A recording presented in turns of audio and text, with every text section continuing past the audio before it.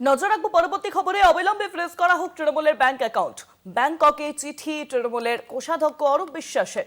ইতিমধ্যেই দলের যে মতবিরোধ বা দলত্যাগ যে আমরা পরিস্থিতি দেখছি, সাংসদদের দলত্যাগ, দলের অভ্যন্তরীণ মতভেদ, সাংসদদের দলত্যাগ, একাধিক বিধায়কের বিদ্রোহের প্রসঙ্গ উল্লেখ করা হয়েছে চিঠিতে এবং সেই বিষয়কে সামনে রেখেই এবার এই চিঠি দেওয়া হয়েছে। আপনাদের জানিয়ে রাখবো, চিঠিতে দলীয় নেতৃত্ব, সম্পদের নিয়ন্ত্রণ এবং প্রতীকের মালিকানা নিয়ে অনিশ্চয়তার কথাও বলা হয়েছে বলে দাবি। যদিও এই চিঠির সত্যতা যাচাই করেনি কলকাতা টিভি। তৃণমূল কংগ্রেসের তরফে কোনো আনুষ্ঠানিক প্রতিক্রিয়াও এখনো পর্যন্ত দেওয়া হয়নি। তৃণমূলের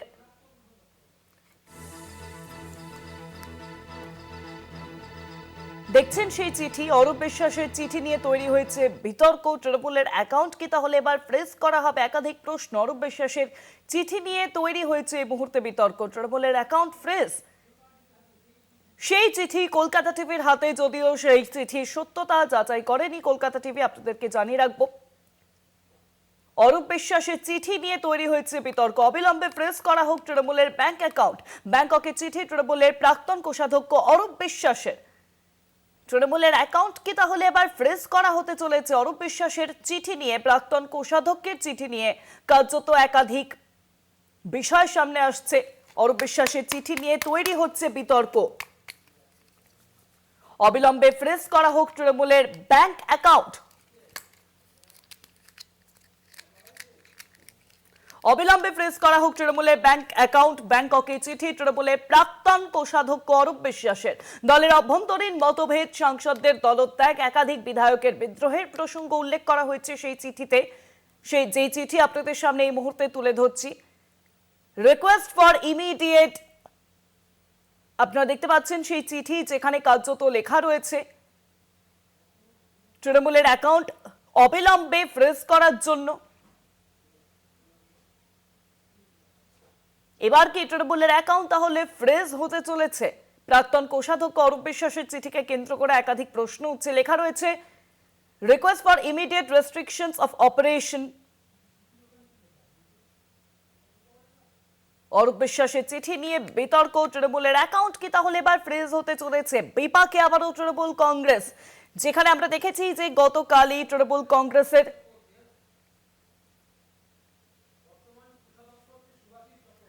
জানিয়ে রাখবো যে বর্তমান কোষাধ্যক্ষ শুভাশিস চক্রবর্তী, তিনি এই বিষয়ে এখনো পর্যন্ত কিছু জানাননি, কিন্তু একাধিক প্রশ্ন এই মুহূর্তে উঠে আসছে। তৃণমূলের তরফে এখনো পর্যন্ত কিছুই কিন্তু জানানো হয়নি, তবে এই চিঠিকে কেন্দ্র করে একাধিক প্রশ্ন উঠছে।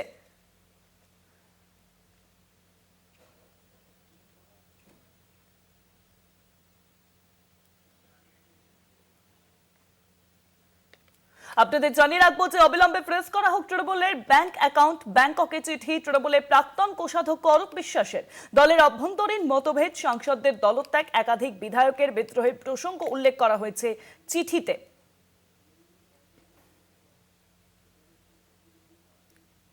তৃণমূলের প্রাক্তন কোষাধ্যক্ষ অরূপ বিশ্বাস, তিনি ইতিমধ্যে এরকম একটি চিঠি দিয়েছেন, যে চিঠিকে কেন্দ্র করে একাধিক প্রশ্ন উঠছে। আরো বিপাকে কে বা তৃণমূল কংগ্রেস? তৃণমূল কংগ্রেসের যে পরিস্থিতি তৈরি হচ্ছে, রাজ্য বিজেপির প্রধান মুখপাত্র দেবজিৎ সরকার এই মুহূর্তে ফোন লাইনের সঙ্গে রয়েছেন। দেবজিৎ বাবু, অবিলম্বে ফ্রিজ করা হোক তৃণমূলের ব্যাংক অ্যাকাউন্ট। ব্যাংককে চিঠি তৃণমূলের প্রাক্তন কোষাধ্যক্ষ অরূপ বিশ্বাস। আরো বিপাকে বলা যেতে পারে তৃণমূল কংগ্রেস, কি বলবেন এই বিষয়টি নিয়ে? একটা অদ্ভুত লুটতরাজের সিস্টেম চালিয়েছিল, দুর্নীতিটাই যাদের নীতি ছিল, এমন একটা রাজনৈতিক দল। সুতরাং এই রকম দলে এই জিনিস হওয়া সাধারণ ভাবে নজিরবিহীন হলেও এটাই তো হবার, এটাই তো স্বাভাবিক। যে দল ক্ষমতা থেকে চলে যাবার 24 দিনের মধ্যে আকাশে মিলিয়ে যায়, সেই দলের ব্যাংক অ্যাকাউন্ট, রাজনৈতিক দল হিসেবে তাদের টিকে থাকার গল্প, পালিয়ে যে প্রত্যেকটা নেতা পালাচ্ছে, বিধায়ক পালিয়ে বেড়াচ্ছে, হয় পুলিশ নইলে জনরোষ, তা না হলে আইন, নিজের দলের লোকেদের কাছ থেকেও পালাচ্ছে।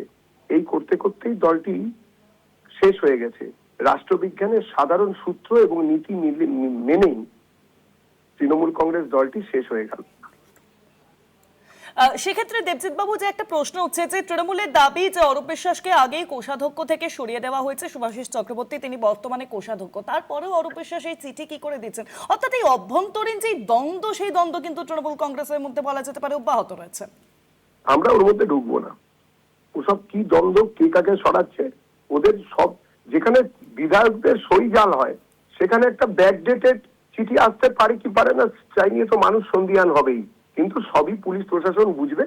আদৌ অরূপ বিশ্বাস কোষাধ্যক্ষ ছিলেন কিনা, কে কোষাধ্যক্ষ ছিল, কোষাধ্যক্ষের পরে কি হয়েছে, আসলে কোষটা তো রাজকোষ থেকে চুরি করে আনার টাকা, মানুষের ঘাম রক্ত মহিলাদের সম্মানকে বিকিয়ে দিয়ে তুলে আনার টাকা, কত মেয়ের চোখের জল, কত ছেলের রক্ত ওই টাকাগুলোতে রয়েছে লেগে, আপনারা কল্পনা করুন।